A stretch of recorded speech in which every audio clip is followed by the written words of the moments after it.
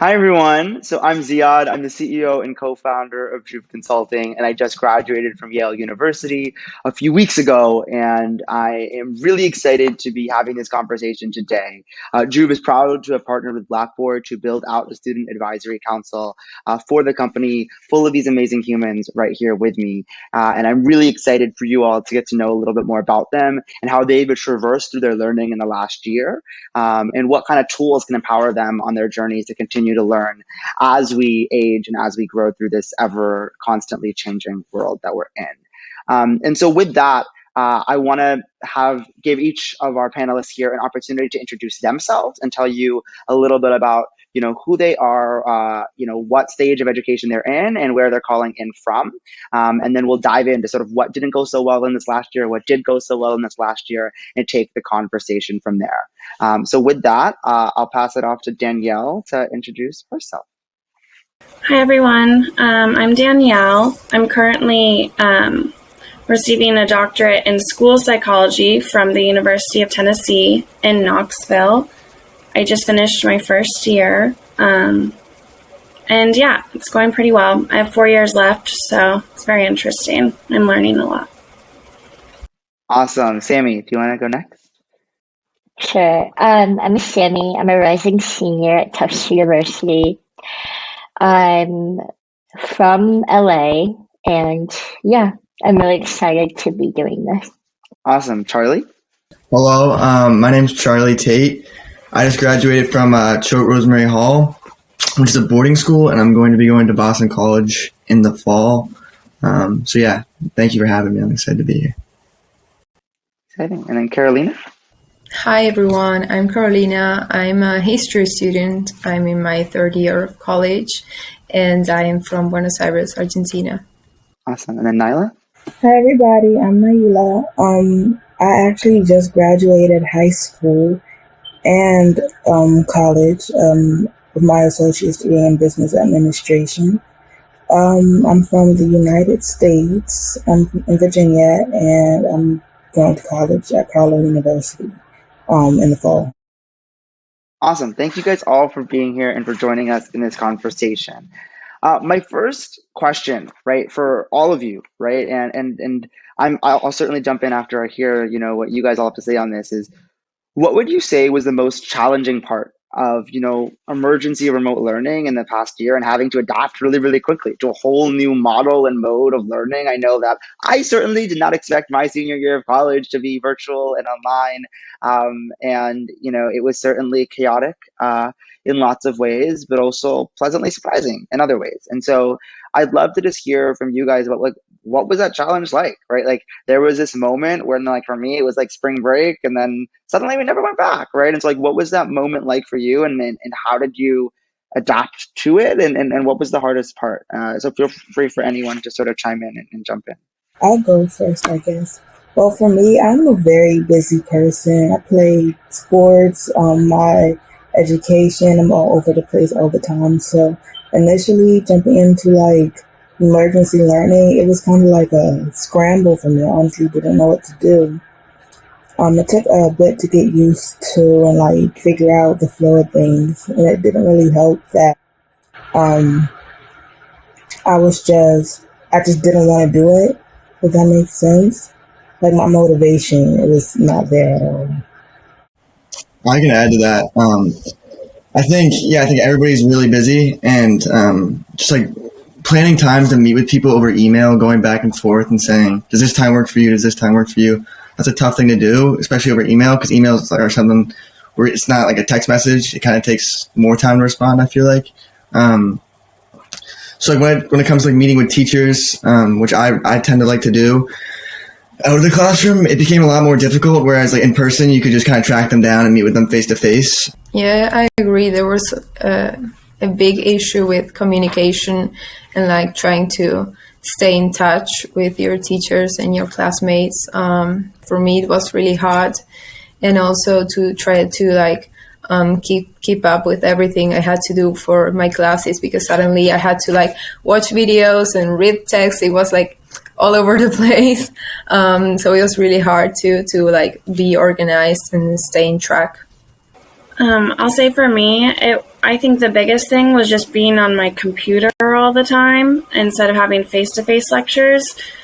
I think that was really tough because, I mean, it's nice to, write a paper on your computer or send an email, but like having the face-to-face conversations and not having to stare at a screen all the time is really refreshing. I think maybe I took it for granted a bit, but I think just adapting to being all on the computer all the time, and then also having to create boundaries between like work and school and then home and normal life, I guess, is really tough, because if you can just do school all the time from home, it's kind of tough to create the boundaries. So just knowing when is a time to stop and give myself a break, I guess, was kind of a challenge. Yeah, I think everyone touched on a really shared experience. And I would say the most challenging part of doing college online is just a complete 180 flip, because especially in March of 2020, when dorms closed, so much of college is dorm life, and being in a college town with other young adults like you. And then everyone just got sent home, and it was really hard to learn in isolation. Yeah, I certainly relate to a lot of that, right? And I think so much was challenging about the last year, and we were stretched in ways that, I certainly could have never imagined or anticipated. How do you guys feel about like personalized learning experiences, right?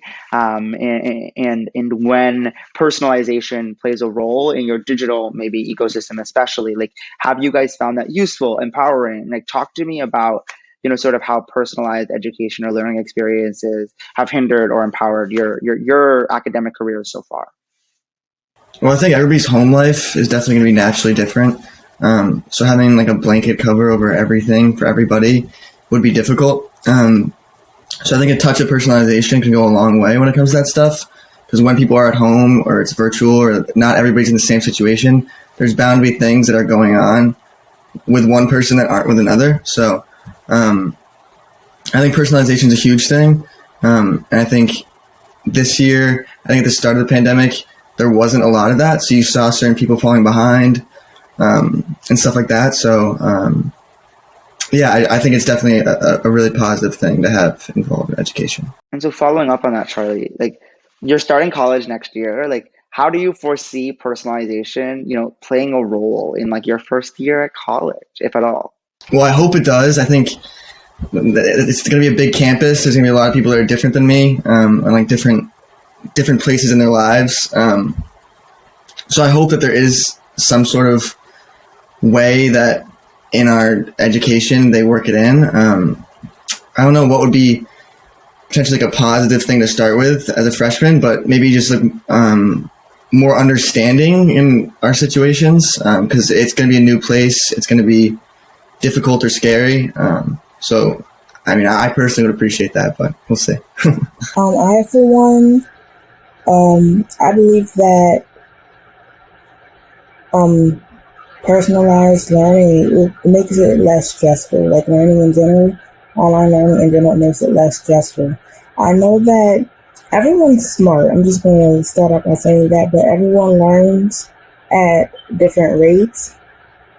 And I feel that personalized learning allows people to like keep up in a way that makes them comfortable and make sure they're getting the right information they need to gain to keep up with their classmates. And honestly, I think that's very beneficial to all students and teachers alike, because teachers will get to see where their students are at. And I feel like that knowledge teachers makes them teach better. I don't think there was a better way to put that. But yeah, it definitely makes it less stressful because we can learn at a rate that's beneficial to us. I think when I think about personalization in especially like higher ed or just like elementary school, like my program focuses on like helping students who have learning disabilities or behavioral issues. And so we kind of focus on like seeing where they need the most help, and then from that point make support plans for them, whether they're academic or behavioral support plans. And having everyone on the same page, I think, is really important. So that looks like teachers, parents, administrators, just so that the student knows that there are resources in place for them, I think is really important, just so that they can get the most out of their education. Because a lot of the time it's not their fault if they're having a learning disability, or if they have, presenting with behavioral issues because their home life or brain chemistry. And so I think just providing the support so that they can get the most out of their education, I think is so crucial. And like creating an environment that not only limits the barriers to success and the benefit that they can have from their education, but kind of just makes it really accessible for them. Which I think is the really cool thing about educators, because they have such a unique opportunity to work with all students from all different backgrounds and, I guess like learning histories and taking all of that into account. Educators can learn so much, I think, from students. And it's just such a cool relationship, I think, the student-teacher relationship. But one thing that you asked Charlie about going into college, so there's this thing in higher education called the Universal Design of Learning, where students with disabilities who would normally receive accommodations from the Disability Resource Center, the accommodations are kind of worked into the curriculum. So if a typical quiz takes like 10 minutes, and people who receive accommodations for extra time, it's normally time and a half. So the teacher would just provide 15 minutes for everyone to take the quiz. And so that's kind of just building in accommodations into the curriculum so that they account for students with learning disabilities or other types of disabilities, which I think is pretty fascinating. I love that perspective. And I think you have such an interesting perspective because you're both a student and a teacher, right? And so as a student and a teacher, how do you think about personalization, not only in terms of like curricular choices, but like technologically speaking, especially like as we maybe go back into the classroom in person, like how, like I think it's, somewhat easy to imagine personalization through like a notification on your phone that's different per person. But, how are you going to embed technology into your learning or your students' learning when we go back into the classroom in a way that maybe embeds personalization? I mean, are you thinking about that? Yeah, so me and the other student that I'm a graduate teaching associate with, we've talked a lot about it.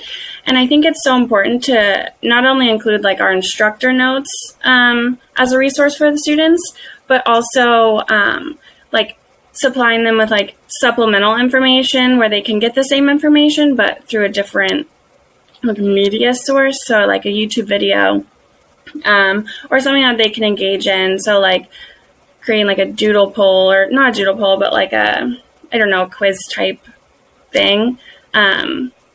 So yeah, we've definitely thought about it. And I'm really excited to go back into the like in-person classroom because I was teaching online this past year, which is very different. It's very different. But I think discussion will definitely be more interesting in person because I think people will just be excited to be around their peers. But yeah, we've definitely thought about it. Still thinking about it, I guess. But yeah. What do you think your teachers can do in this next year to, really build on what they've learned in the last year? Okay. In my case, I didn't have like such a great experience with online learning because I don't think my teachers were given the tools to like handle the situation properly.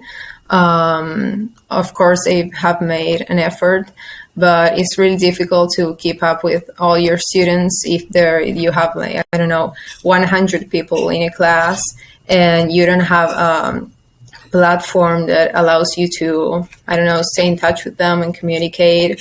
So I guess I don't expect more from my teachers because I know they are making a huge effort, but more from the institution itself, like college, to like provide teachers of a better way to connect with students and keep up with them and check in on us to see how we're going, because sometimes there are, I don't know, for example, I caught COVID a couple of months ago, and I had to be like trying to find ways to tell my teachers like, hey, I'm going through this situation, I will not be able to write my papers and stuff, and I think it would have been more easier to communicate with them if I had like a proper campus and platform to do so.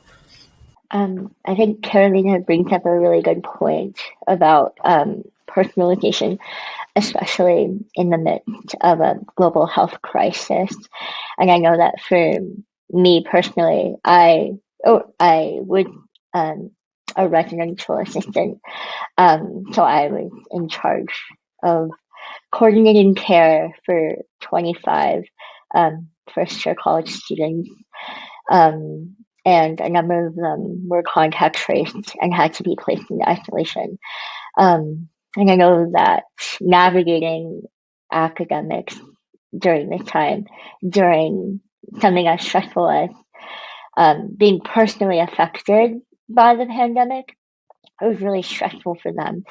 But I think that professors who were committed to providing students with a personalized experience had a level of empathy and a very obvious passion for teaching. And I think students can really feel that. And I think supportive educators are really important, and basically the facilitators of personalized education. So moving back into the panel and going into this final sort of stretch, I want to ask some rapid fire questions, but also to circle back on some points, that I think are really important to iron out and to hit home, before we wrap up. And so my first question to you guys is, what are you really excited about in this next school year? I know that it's been a really stressful and heavy year for a lot of us with the pandemic, but hopefully in where you are in the world is opening back up a little bit. And so what are you guys excited about in this next school year that comes to mind first? I'm excited about actually being in the same classroom as other people. I don't know. Everyone has had those moments in school they be like, I'm tired of school, I don't want to be here, but I will never, ever, ever say those words again. I miss everybody's face. I miss being able to raise my hand in class, talk to the teachers, talk to my classmates. I just miss all of it. Yeah, to touch on that, I'm really excited to, when I teach the undergrad course next semester, to just facilitate class discussion, because I feel like all of the students in the class, even though it is an afternoon class, hopefully they won't be too sleepy, but I think they'll just be really happy to be back in the classroom. And then also in my courses, I'm really excited. I'm taking a few this summer, and already the class discussion in person it's really great. And like she mentioned, I don't think I'll take it for granted anymore, just because it's so nice to feed off peers and their insights. Also, just those in-between moments, like meeting in person, staying the extra hour or whatever it may be, walking on the path and seeing other people. That was what I missed the most when I first went into emergency remote learning. The pathways at my school. It's seeing people waving, saying hello, seeing other days. That's something that's it's those interactions that make school what it's supposed to be. And having the same meetings where you just open up the screen, being there, getting your attendance done, that's not the same thing. So the parts that we are missing are the parts that I appreciate the most, and the parts that I'm going to appreciate the most, because now I know what it's like missing them, which I never really thought I was going to know what it was like missing them, but we had to. So I'm excited to be back to normalcy, hopefully. No, I completely relate to that. I think when I'm at college, like I always budget more time when I'm walking because I know I'm going to have to run into people when I'm walking. And like, that's a huge part of the college experience, right? And about the school experience is running into people in the hallways and on the pathways. Um, and, having those exchanges and building that energy off of each other. And so while I will never go back to in-person school because I'm graduated, I would be excited about the same. Well, maybe not never, but at least not in the near future for me personally. But the, that's what we're excited about for the next year. And the last year, like if you had to pinpoint one moment that was your highlight, what would be your highlight of the last year? Like what was that one exchange virtually that was like, damn, like like that meant something to me, and that felt real and palpable. Like I would love to hear about that. I'll go, I guess. My I forgot what class it was. Anyways, we did a mock trial, and everyone knows mock trials, they get very intense, very. I did Model UN, so I relate. Yes, when I tell you, me and my classmates, we loved it. It felt like we were all together again, and we were all wanting to do it again before the end of the school year, but we ran out of time. But we had so much fun during the mock trial. It felt like we were all right next to each other, enjoying everybody's energy. This is going to sound super lame, but something I enjoyed, which is like the weirdest thing ever, was we couldn't do dances because of COVID, so they did like a virtual dance, and it was just like funny seeing everybody's faces like pop up at like 10 p.m. on a Friday at boarding school. I never ever thought that's something I enjoyed, but it was just like such a funny, like people being authentic and just like enjoying something because the situation wasn't what we wanted. I feel like that was kind of the name of the game for last year. And I think it was good to see people having fun even when times were tough. I think for me, even though this will be like a really simple answer, the mere fact of like being able to get through this situation and, pass my classes and do well, that was like really important. And it felt really good to be like, okay, I went through this, I could get over it, and I could get things done anyway. So, yeah. Yeah, that was definitely it ending with the highlight of my time virtual learning. There was a point, I think, in October where I was taking a class and the professor just really did not know how to work any sort of technology, and it was hybrid. So I think Monday and Wednesday we were online, and then Thursday I think we were in person. And this happened Thursday after class, and it was very cold. So a few of my classmates and I were exiting the lecture hall, and then we started chatting about an upcoming project. Um, and then we were all just struck with this realization that our professor didn't know what they were doing. We didn't know what any of the material of the class. And then there was this like brief silence and then laughter. And I think even though it was hard, and even though it was hard to get through, but at the end of the day, virtual learning like that, where like emergency virtual learning is over, and now there's going to be a lot more. There are going to be a lot more in-person classes, and I think people are really excited to learn again. Yeah, I think building off of what you were just saying, I think that one of the fascinating things about virtual learning in the last year is how it gave us new perspective on our teachers and on our, institutions. And one thing that I thought was so beautiful about this last year was those TikToks of like kids surprising their teachers in the last day with like putting up the little papers that are like thank you, etc. And like we never did that in person. Like I think that teaching was always a hard job, but of course they were stretched in new ways, especially older teachers who maybe aren't as technologically advanced as you were saying, right? But teachers really tried, right? And really showed up. And I think we had a newfound appreciation for how hard teaching is because we had to learn ourselves how to use these new things, and we did it at the same time. And so I think that empathy was really important. And I loved gaining that appreciation from my teachers, especially in my final year of schooling. And those TikToks like make my heart so warm and like make my day a little bit brighter. And I'm like, oh, like we should all do that for our teachers all the time. And so there were a lot of highlights. But if you look back, what is one moment that you would maybe point to and be like, that is what I would fix? Like that's the thing that I wish was different. Like that one thing that you could have changed about, you know, your schooling in the last year. If you were in charge, like if you were the head of the education in this country or in the country that you're in, you know, what is the one thing that you'd be like, that's what I would fix? I would change how some of the teachers taught. Students tend to, how do I put this? They tend to like learn based off the teacher's energy and how they teach. And a boring teacher is going to lead to a student who doesn't want to be in their class. I feel like, God forbid we ever end up in a situation like this again, but I feel like if we were to have to go back to like emergency learning, teachers should be required to have the teacher's energy and like enthusiasm. We need it. Yeah, I think going off of that, I think something I would hope I would have changed, or I think I would have changed, is just like encouraging a consistent professional development among educators in terms of like, okay, this student is presenting with like this deficit in like this area, like this is what I should look for, and so then these are resources that I can have that will help them benefit from my class. And I think I'm just like a huge proponent for professional development among educators.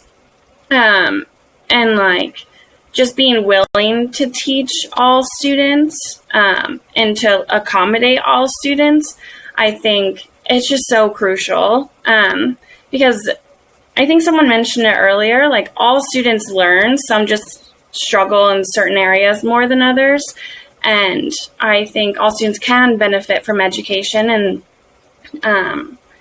so I would just say like a consistent requirement for teachers to participate in professional development, whether that's like learning how to use technology if they are a bit like older or have been in the education field longer, and then like encourage collaboration among all teachers, because I think all teachers are fascinating and have such great ideas. And then just like combining all of those ideas, I think would be really beneficial. So yeah, just, I know like teachers couldn't have been more prepared than they were, but I think if we do provide preventative measures in case something like this would happen again, then teachers would be a bit more prepared or be able to understand and adapt more. Kind of on the topic of consistency, just in a different way, something I had a hard time with was all of my classes and my teachers were using different platforms to post our work. So for me to keep on track of that, I had a screenshot of my schedule and I would have to mark off with the photos pencil every day which classes I've done, which classes I haven't. So consistency when it comes to all of the resources in one place would have been really, really good for me personally, and that's something I would change if I was. Yeah, I think it's so important what Charlie just said, and not also like centralizing the resources, but also the information in general. Like, as Danielle said, there are many teachers that were not prepared for teaching online. But also I still notice that there are many students who are still like lost and don't know how to use certain platforms or where to find some resources or information to keep up with the classes and like adapt and adjust to this new way of learning that isn't that new anymore, but it still is. So yeah, I think that being like having all in one place and being able to access all of it at once, it's really, really helpful. It's interesting though, because like I think centralization and personalization can seem kind of at odds, right? Like let's have everything in one place and let's also personalize, right? So that each student can have access to things that like are perfect for them. And so like, or what we're envisioning, like this like hub of information that like sort of like choose your own adventure? Like, is that like the ideal like digital ecosystem that empowers us? I'd love to like go on this thought experiment and see where that takes us. What I'm saying is, is what we're sort of envisioning, a hub of information that is sort of like a choose your own adventure or choose your own path, and like what is sort of that digital ecosystem that we think will like best empower our education forward. Because I think centralization and personalization can sort of seem at odds, and maybe there's a way to marry them, and like how do we like picture that or envision that? I think it's a really interesting idea, because I think that is what we're saying. We're like, okay, everything in one place, and then also it being personalized. I think just being aware that there are multiple ways to deliver the same information. And so maybe just having like providing videos or articles or like all sorts of things so that you can choose how you want to interact with the information and you're still getting the same message at the end of the day. And like it works for you. But I don't know. I think that takes a lot of like self-awareness and knowing what you need as a student. And so I feel like there needs to be some sort of direction and guidance among that, because I think, yeah, it's a great idea having everything in the same platform, but then it's kind of tough to say, okay, well, you're a student, you should choose. And I think that obviously that develops, like you learn yourself or learn more about yourself the more you progress through your education, and especially when you get to college and, maybe you haven't lived on your own before and then you're living on your own, you kind of learn what works for you and learn what didn't necessarily work for you in the high school system. And so, I don't know, it is interesting. I feel like it's something to definitely think about. I think having like a user profile, maybe the platform gets to know you more as you progress through the year or something like that. Let's say you get a bad score on one test, maybe before the next test, you get a push notification that says there's an extra help session in 10 minutes. Just something like that where it knows it has your grades in it, or it has something that it's tracking how you're doing and it can make recommendations. This could be just a crazy like dream, but it has recommendations that could help you. Because it knows how you're doing in the class, and the teacher can also manually send you notifications if they think that's something that would be helpful for you because you've been struggling on this unit. I don't know. I just think that would be super, super helpful for a lot of kids, especially when people are at home and they could be babysitting their little brother because their parents are at work, and you lose track of time and you forget that there's an extra help session, but you still have a test the next day. Like, that's not going to change. So I think the personalization would be a really good component. But it also, you don't want to isolate all the different parts, because then you're getting lost again. So at least that's what I believe. I think Charlie brings up a really good point about personalization. And I think with personalization comes this really interesting idea of like moving away from grades as an indicator of knowledge. So traditionally, educators have used grades to measure knowledge, but I think personalization in the form of quizzes that are graded on completion and not accuracy, it brings up this really cool idea that you can be a good student and get bad grades, and you can be a bad student and get really good grades. And I think especially during virtual learning, it was really challenging for students who maybe were not grasping any of the material, but do really well on tests. I think the post-COVID non-virtual learning environment is going to be a really interesting opportunity for entities like Blackboard and other education platforms, because we're really there needs to be some sort of examination of the traditional education model. And I think personalized education is a really good way for every student to get what they need. I think it reminds me of progress monitoring, which when we assess individual students for, learning deficits or behavioral issues, we kind of, and like in school systems today, they do like quarterly testing. And so they're getting data and they're measuring the student's progress and seeing if that individual student is progressing or not, and like if they need extra supports.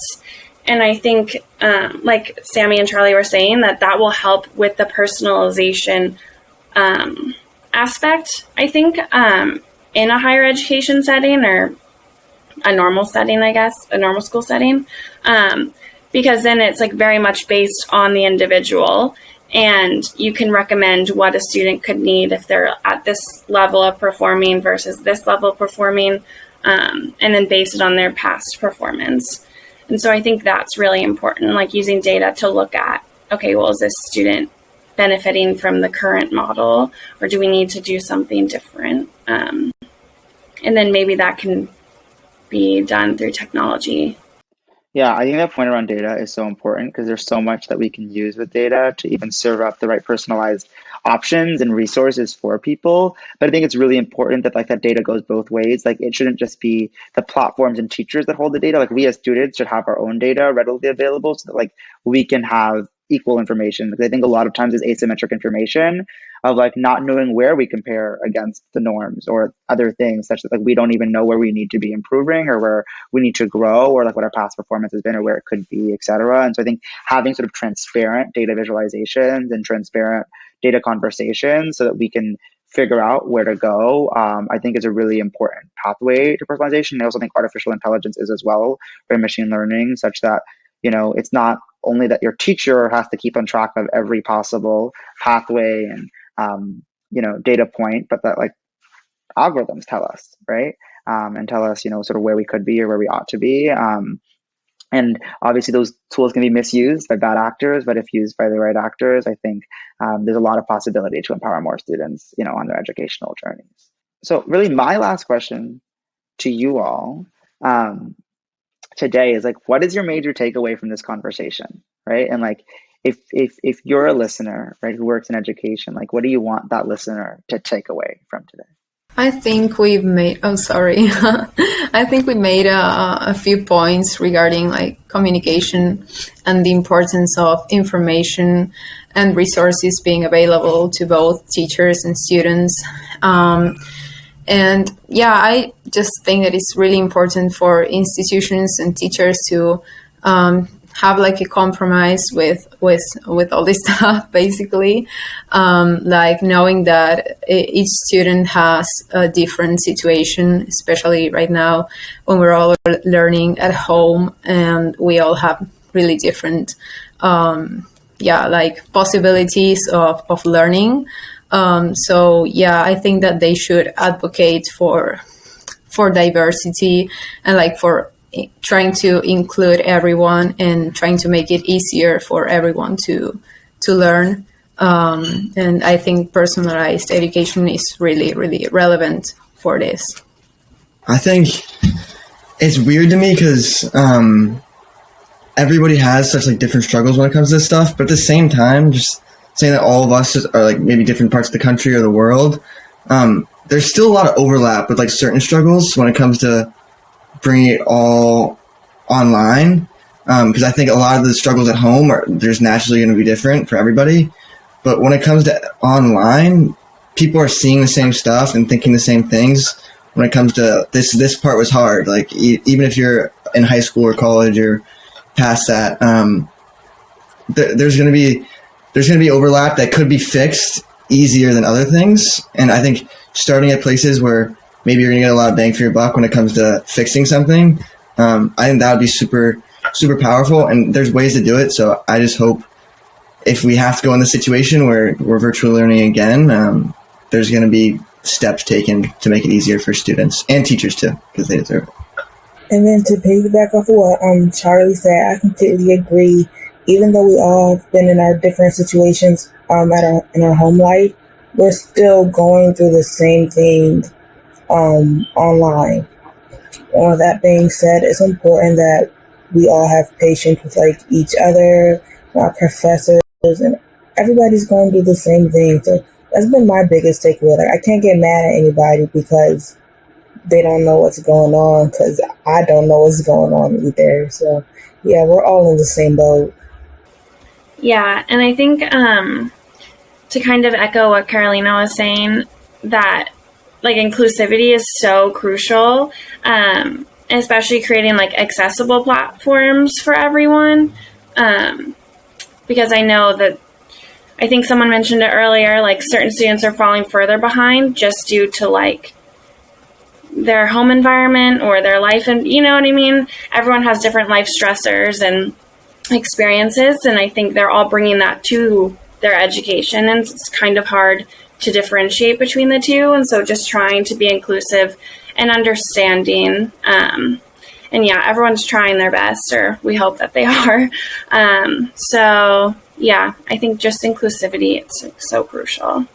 I think my main takeaway from this conversation is that the traditional virtual learning environment is maybe going away.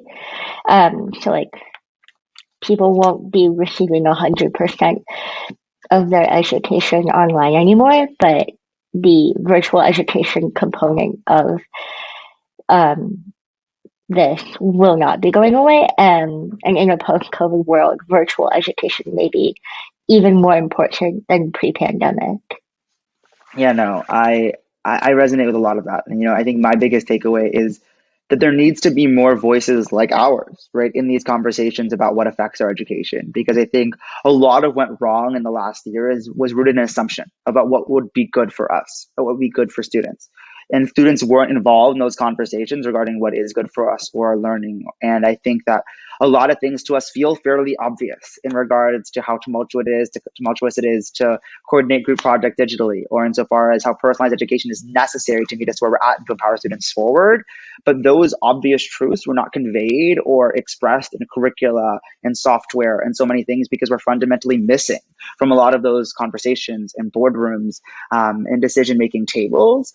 And I think that my biggest takeaway is that I learned so much from you all, right? As somebody who also went to school in this same time, who is in some of these decision-making rooms now, and I need to learn more from the students around me, right? And I think that when we hear from communities affected, we are better leaders and we are better thinkers and we are better doers. And so I think that empowering student voices in these conversations is just fundamentally critical to where we go from here. And so thank you all to lending your voices to this conversation, and then to, being on this advisory council for Blackboard, to provide that perspective such that Blackboard can learn from a diverse array of student voices in real time to propel them forward and to propel us forward in education forward, right? Because I think we all know here how important education is, right? And we saw how true that was in the last year, because we missed so much and we gained so much and we lost so much and we loved so much, right? And it's a huge part of our lives. And what I always say is, as young people, we've been told plan for the next step, plan for the next step, plan for the next step. And this last year has felt like the staircase went missing,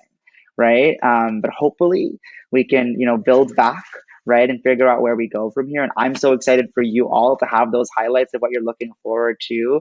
Even though I'm done with school, you all have those moments to look forward to back on campus, running into each other in the hallways and on the pathways and whatnot. And so I'm excited for you all to get those moments back, and for our institutions and those empowered to support us along those journeys and along those pathways, such that we can get personalized and customized and empowered experiences that make us smarter, better, and healthier humans. And so with that, thank you all for joining me in this conversation, and thank you, Blackboard, for being our partner, and for making this come to fruition and to listening to our voices. I know we have a long road to get to where we want to be as students, as educators, but we're grateful to be on it together and excited to see what comes next. So thank you all for being here.